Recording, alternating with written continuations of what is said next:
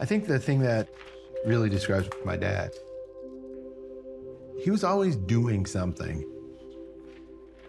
He was not a, let's sit on a couch and watch TV for hours and hours.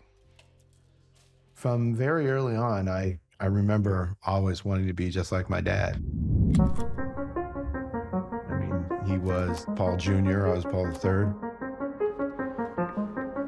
My dad wasn't overly emotional or affectionate. Everything he did had a plan, methodical, logical, almost to a fault. I mean, he was really very regimented in that regard.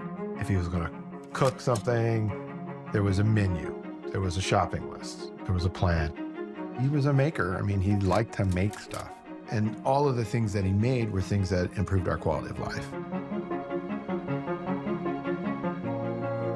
I grew up on the northwest side of Detroit on a street called Chippewa. We lived in a nicer subdivision, but we didn't have like a great big house. I would say squarely middle class. The neighborhood was integrated. I had friends around the block and pretty stable neighborhood. You know, my father always had very high expectations for everybody, including himself. He often said to me that I should be anticipating his needs. I should be thinking forward about what the next step is and making sure that I am, you know, ready for that next step. So I remember kind of being in the wood shop, you know, trying to help. Mostly he would send me off in a corner with a couple pieces of wood to make a boat or something, you know. Spent a lot of time with my dad in the basement, just creating things. He expected a lot of me.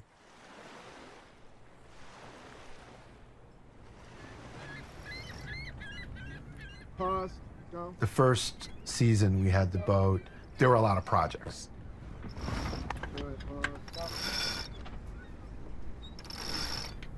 How will I know if it's getting tighter? It is. It'll get harder to do. And I was involved in hoisting sails and pulling ropes and doing all kinds of first mate kinds of activities. Just go down the roach of the sail. It's right there, under your arm, right by your leg. Yep. I think when I was a kid, I didn't really appreciate the exposure and learning to sail. I feel like it could go that way just a tad more.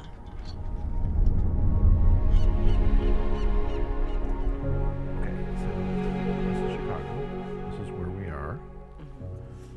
It's kind of hard to see some of this stuff here, but I can kind of see my kids going through that same sort of transition. So the first thing we do is we go around Point Betsy, which is up here, right? So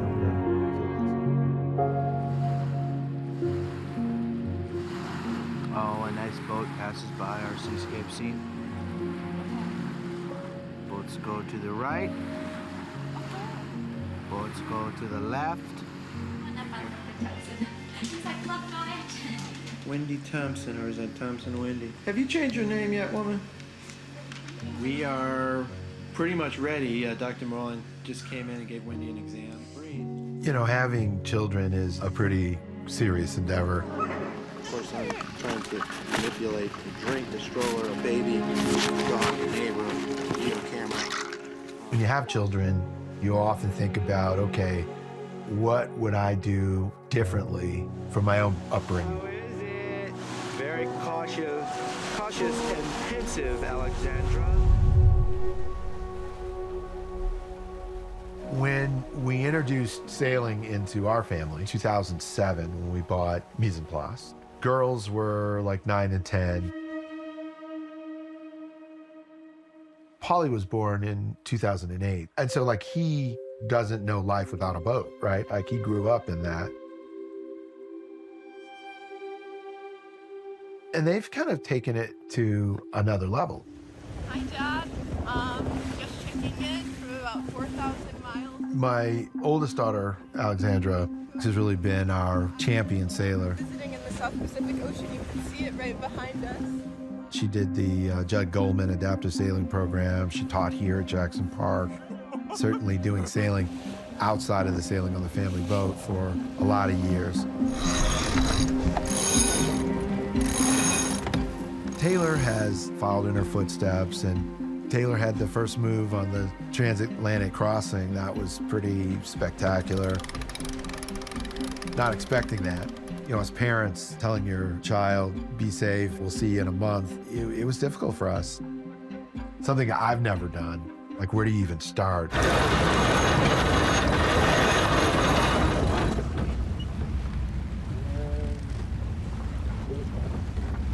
Every time we're out on the water is a little different. Hey, rolling the jet! From the bow! Taylor, do you need help? Okay. We have to figure out a lot of stuff on this boat together. And I think it's definitely brought us closer in terms of communication. We always have to work through that. You ready to jump it? Paul, get on the halyard. Just let me put on one rope. Oh, pull the rope in, boy!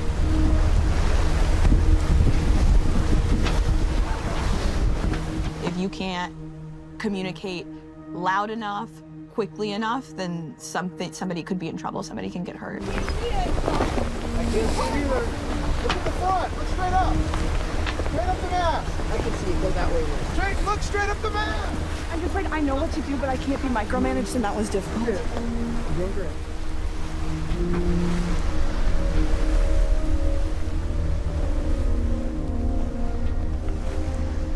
You know, sailing, it's a commitment. Storm's coming! And to do it well, you have to learn, practice, and be a student. I learn something every time I go out. And I think that's true for my kids, too. I think Polly's still in that age where it's like, yeah, this is something we do. It's fun, but I've got other things I'm interested in as well. Sailing is definitely getting a run for its money with basketball. So he's a little torn this summer. You want to have options. You want to keep your options open. That's something my dad used to tell me all the time. You want to keep your options open. You want to have as many options as you can so you can do different things. You can do whatever makes sense. You can be flexible. You can roll with the punches and make things happen. Yeah. But mostly I want you to cut your hair because I think it's too long. All right, this one, it's gonna be a layup. Ready? Okay. So, in between the legs, behind the back. When I think of legacy, I'm thinking more around what will you be remembered for? Now let me do in between the legs, step back. Just like that. What can you pass down to your children? Let's see it go in. There you go. What will carry your family name? You're making me feel old just watching you, boy. What important contributions have you made? In between the legs, behind the back. I think those are the important parts of legacy. I shouldn't have the expectation that just because my dad did something that it's going to just come to me, that I don't have to work for it. I'm going to provide you a platform with which you can do something incredible. And I think sometimes legacy gets confused in nepotism or in this sort of privilege. I think legacy needs to be nurtured and cared for and protected and worked hard for. It's always nice when you can kind of take it to the next level.